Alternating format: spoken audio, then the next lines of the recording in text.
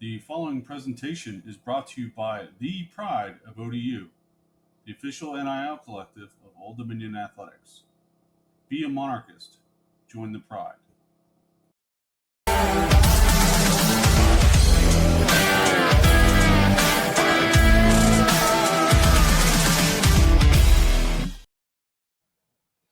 Monarch Nation, welcome back to In the Lion's Den. We've got Coach Tennant McVea back in the house. Tennant, welcome to your show. Evening, gentlemen. It's great to be here as always. Appreciate you jumping on with me this evening. All right, let's start with last week. We got a beautiful home opening win against George Washington, 2-0. What do you think were the keys to this game that led to this great victory?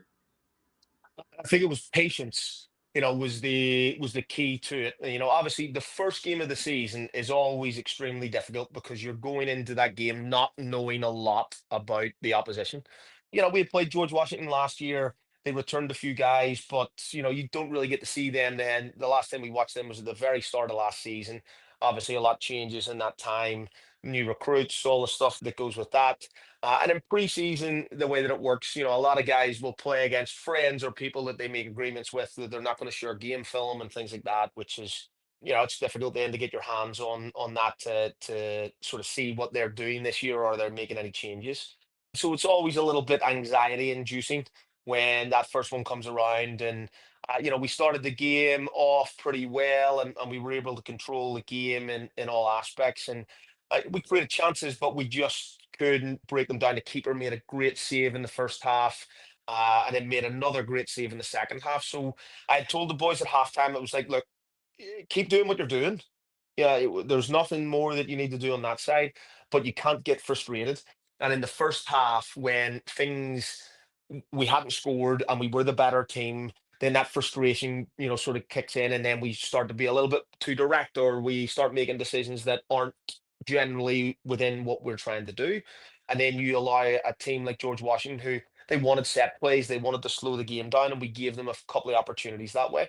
So it was just really important for us to stay the course, be patient with what we were doing, keep knocking on the door, and ultimately look for that one opportunity that we needed a little bit later than I would have liked. But at the end of the day, with 12, 15 minutes to go, to get that first goal. And then we comfortably kind of got through those last 10 minutes and we were able to get a second while they were chasing. So a good result, a clean sheet, which is extremely important. They had there was a little scare at the end. They had a good opportunity with about 5 seconds to go, but the guys really were patient with it and they got their reward at the end of the game. So really proud of that and glad that that first one is over. So last time we talked about styles, different styles of play. And watching that game, I could see exactly what you guys are trying to do. You talk about possession, talk about maintaining, but GW seemed like they either wanted to play a different style or you forced them into where they didn't seem to be able to possess the ball very well. It was more just long, banging it down the field and trying to hope to get that last guy where he could make one guy miss and just get a shot. Is that intentional or is that the type of ball that they like to play, that style? I would say, they're probably a little bit, direct in what they do. But I will say this, we got our press right a lot of the time, that made it difficult for them to play or string together a lot of passes. So I think there's a little bit of both in that there. I think if their coach is looking back on the game, he's probably looking and saying, maybe we could have strung a little bit more, a couple more passes to break us down a little bit more to create some more solid opportunities. But I gotta say, I think we defended pretty well. We got our lines right. We got pressure on the ball higher up the field, and it forced them into playing in behind us a lot, which can be dangerous. And college soccer is very different to the soccer that you're going to be watching in the Premier League on a Saturday morning. And the game has evolved a lot over the past 10 to 15 years. So it's always dangerous when you're playing against a direct team because you have to be really good at what we call the percentages. That means first and second balls, winning the first one, and then dropping and anticipating where the second ball so you can establish possession again. And to be honest, there have been a lot of good football teams over the decades who have lived and died by playing the percentages. and it can be an extremely effective way to play if you get it right and you have the right mentality around it. So for us, when we're in those moments and we're defending and we've made teams with our pressure go into longer situations, we have to be really good at making sure we pick those first and second balls up. And I thought we did a good job of that. You know, in these first two games, we've done a very good job of that.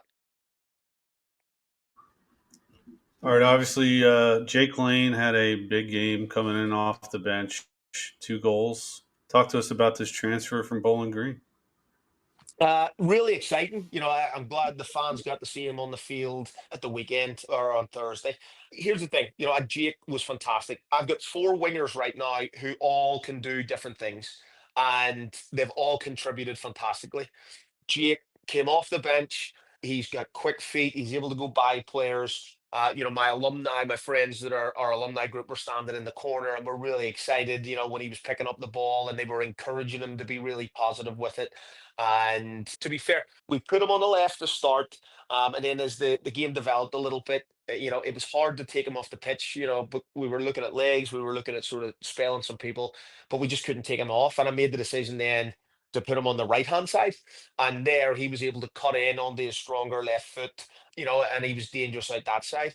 And to be fair, I tell our forwards all the time, if you get half a yard, test the goalkeeper. You know, and we've got to be a little bit better at doing that and a little bit more clinical at doing that. And Jake took that to heart on Thursday. And the two strikes that he had were fantastic. Didn't give the goalkeeper much of a chance. And that's what you get when you're brave enough to take that responsibility and get something on target, and he did. So I was so happy for him. He'd had not a rough couple of weeks, but Jake is a really intense guy in that he wants to do really well. We refer to he's like a spaniel. You know, he's out on the field all the time. He trains so hard. He lives and breathes soccer, and he just wants to win, and he just wants to do well. And I'd sort of told him, take a breath, be patient with yourself. It's going to come. You don't need to put too much stress and anxiety on yourself. And the hug that we had after the game, you know, was really meaningful because I think our conversations in the lead up to the game, you know, had sort of given him that sort of freedom to play like that. And then getting the reward from it was really important for him. But it's a bit of a special moment, and really glad that our fans got to see him play because I think he's a really exciting player.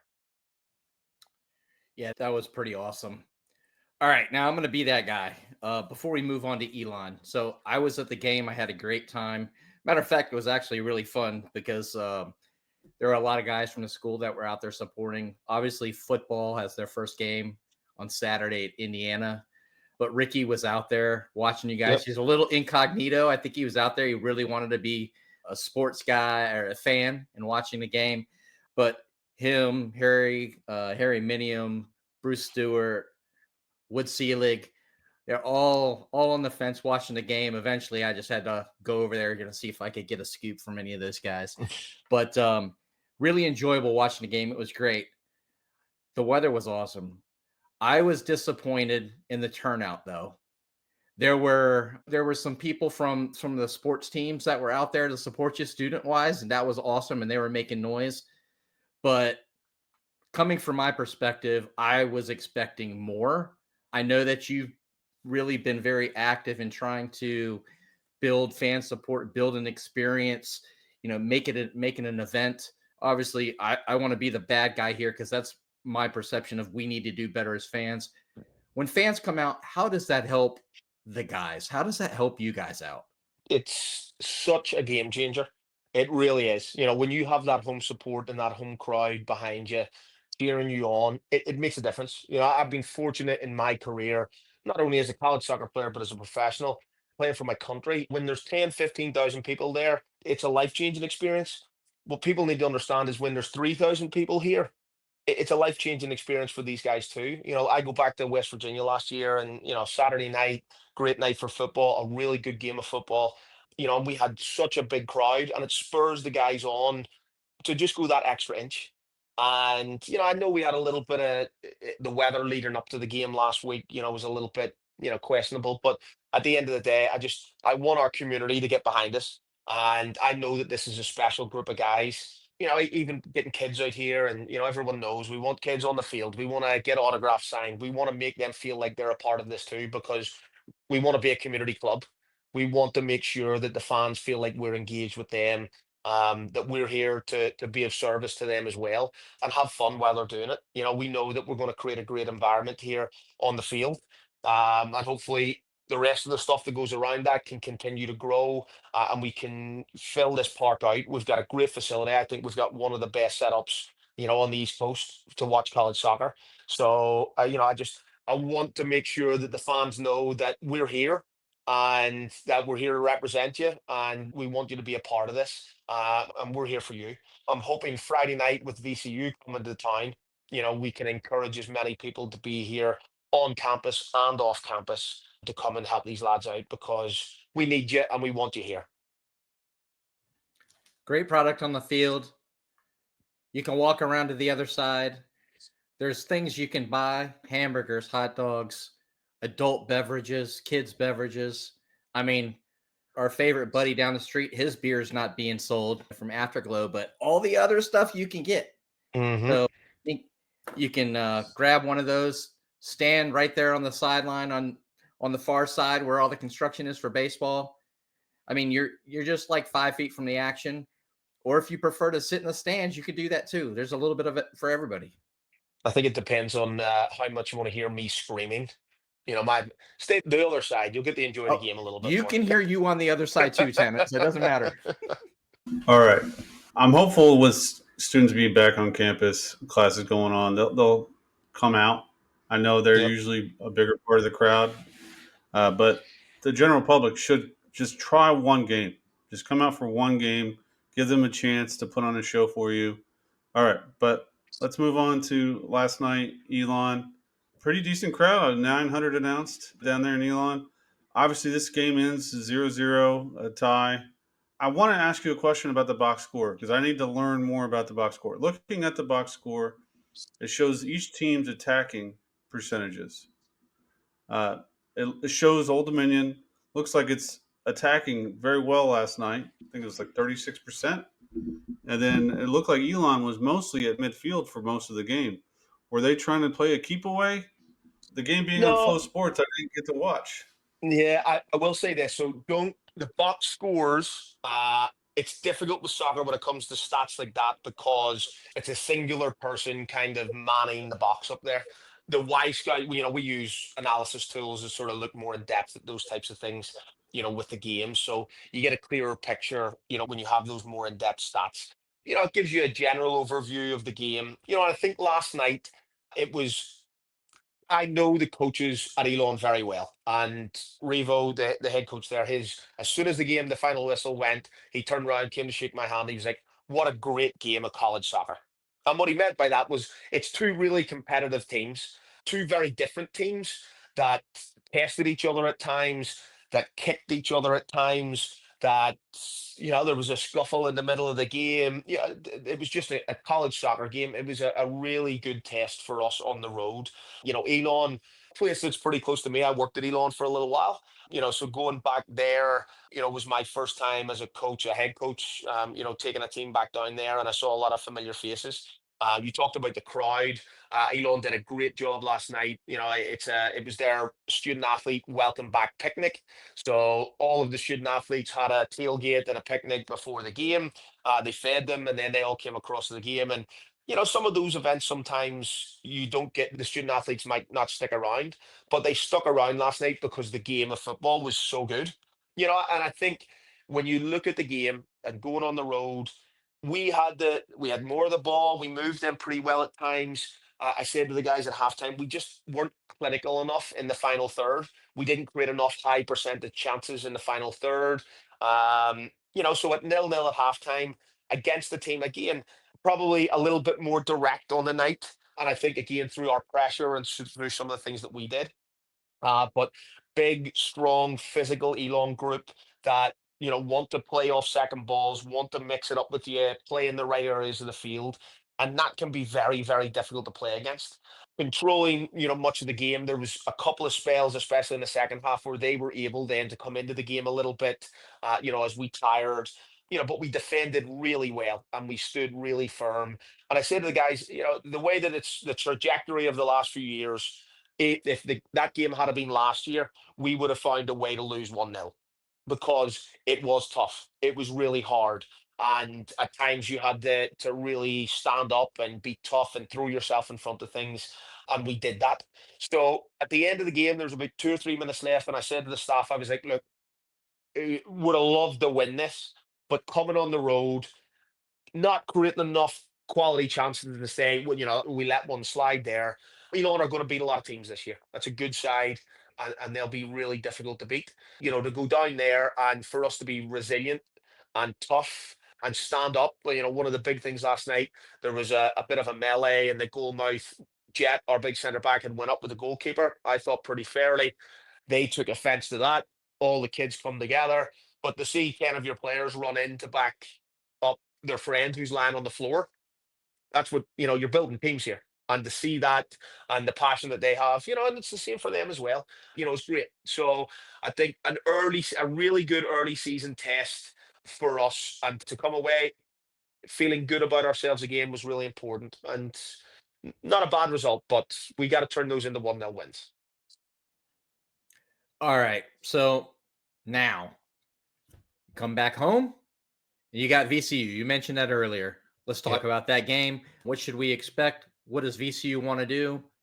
And why should fans come out? Friday night, 7 o'clock. I think it's going to be a beautiful weekend for it. Start the weekend off right. Obviously, in soccer, we call this game a derby, which is a rivalry game. We talk about that here. Obviously, VCU's in state and stuff, but the ODU soccer, VCU soccer rivalry has been there for years. This past Saturday night, I was at a ex VCU soccer player's wedding, and there was a table of VCU alumni and a table of ODU alumni. Not much intermingling, a little bit of. They were all great guys, but that rivalry is really big in our community. So they're going to be coming down the road. We went up there last year and did not play well, and it's always been a sort of back and forth. We've won one, they've won one. We owe them a little bit, and to be at home on Friday night, feeling good about ourselves, I think it's going to be a really good game of football.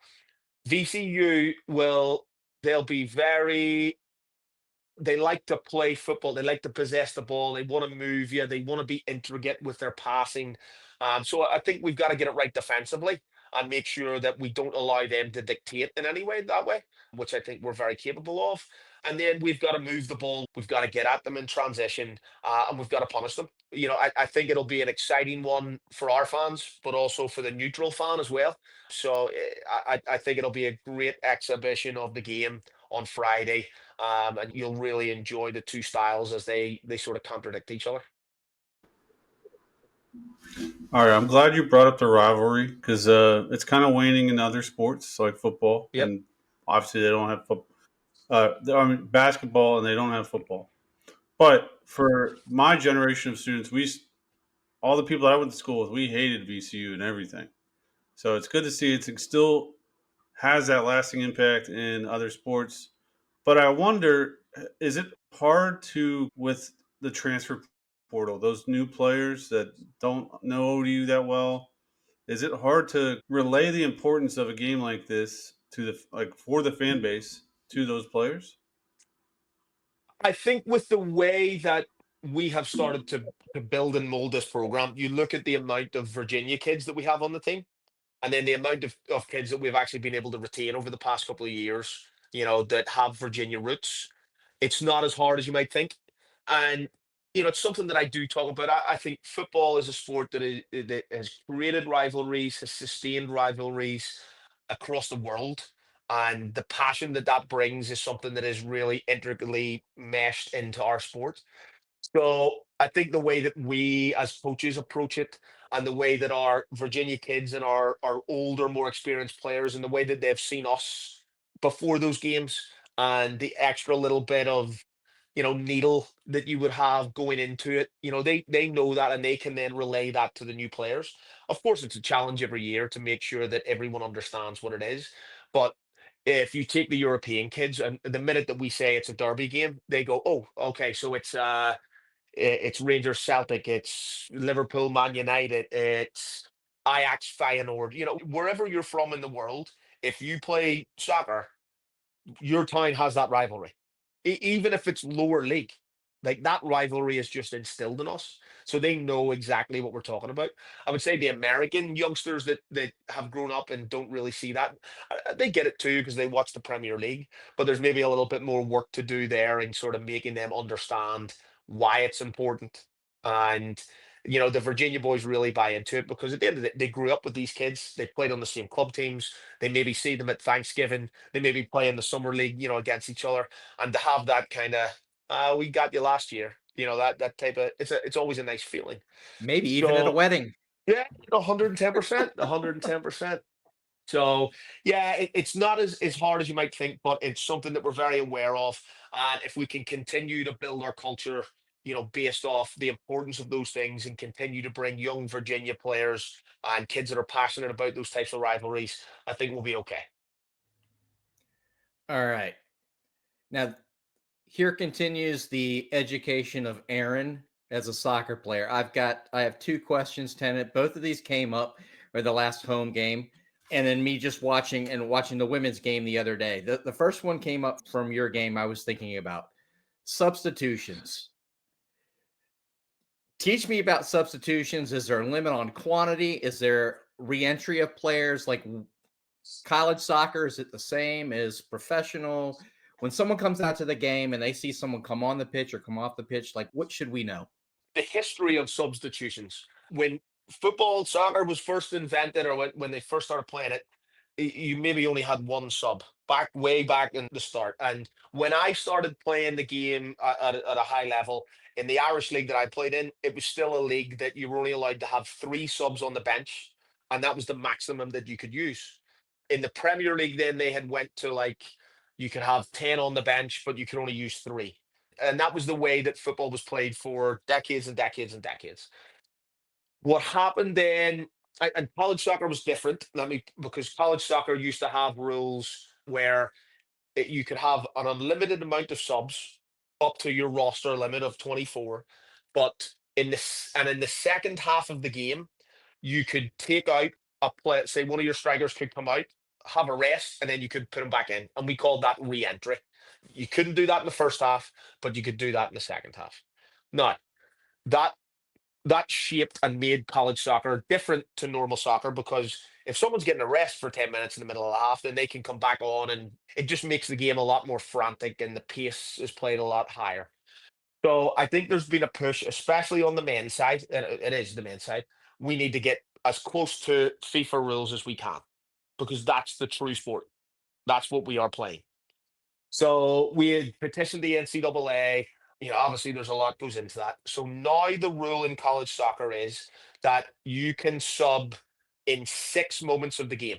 You can still use as many players as you want up to your 24 in your roster or that are rostered for the game, but you can only use 6 moments in the game. So in the first half, if I bring on two players and then 5 minutes later I bring on another two players, that's 2 moments. Now at halftime, if I make changes, that doesn't count. But in the second half, then I only have 4 more moments to make changes. So I could do a group of three, I could do one, I could do, and to be fair, but I think because of my cultural upbringing in the game, we're not a team that substitutes a lot. In different positions, will get substituted. When I was growing up, defenders never came off the field. Now in the modern game, you might see the fullbacks, the right back and the left back coming off because the amount of ground that they cover, a modern day fullback will cover between 9 and 12 kilometers a game. So they might run out of steam. Forwards, midfielders who are covering a lot of ground, those are the positions that you maybe see a few more changes in. But if you're bringing a centre back out of the game, someone's probably hurt. That's those are some of the general things to look for. So a little bit different to the Premier League. The Premier League now I think is up to 7 subs, and I think COVID had a lot to do with that. I don't think that it's good for the game. I just don't. But the Premier League guys are playing 50, 60 games a year. They're trying to limit injuries, so there's a bit of understanding there. But yeah, so when you see changes for us, we're trying to keep people fresh. we're looking at areas on the field where guys are getting a lot of, legs. What's their load going to be? How can we manage them? And then it comes into a little bit of a game of, when you're looking at it, are there good matchups on the field? If I'm bringing a winger on, do I see a weakness in someone's fullback? Do I feel like one of our players maybe has attributes that could punish one of their players? So there's a lot more goes into it just in making changes. I think that one with Jake the other night, making the decision not to bring him off and switch him to the other side and making a change on the other side, those are kind of the intricate decisions that we have to make as coaches. And to be honest, guys, sometimes it works perfectly and sometimes it doesn't. But I think good coaches make good decisions at the right time. So it's a little bit more intricate than just making those changes, and it's definitely something that I, as the head coach, have to be very conscious of. And when someone comes off, are they done, or can they re-enter at some point in the game? So if someone comes off in the first half, I can put them back in at halftime. But once they come off in the second half, they cannot re-enter. So the re-entry is now completely done. Now, if someone gets a head injury and has to come up, you can do like a quick head injury sub for that, but that is the only deviance from the rule. And Mike, I have one other quick one, unless you got a rules question too. I have a coaching question. Okay, you go. Yeah. So, all right. Missed goals obviously are deflating for fans, but the one other play in games that is deflating to me as a fan is an offside call on the Yep. Monarchs. I wonder. Obviously, it's a part of attacking. It's going to happen, but I wonder how you react during those moments. So I think your mindset towards offside is like a football offside where someone has probably made a mistake and went into an area that they shouldn't be in. It's a mistake. For us with soccer, being offside, it's such a fine line of being offside and not offside. That's why they brought in VAR at the highest level, because it's millimeters, of a decision to run a line or to make a movement. I consistently tell our players, all right, and this every forward, I'm just going to use round numbers. In order to get one opportunity to score a goal, you have to make upwards of 20 to 30 runs before you get one opportunity. So these guys are constantly looking for opportunities to run behind and to get the other side of the defender. And then we have to get the ball into that space that we're trying to penetrate into.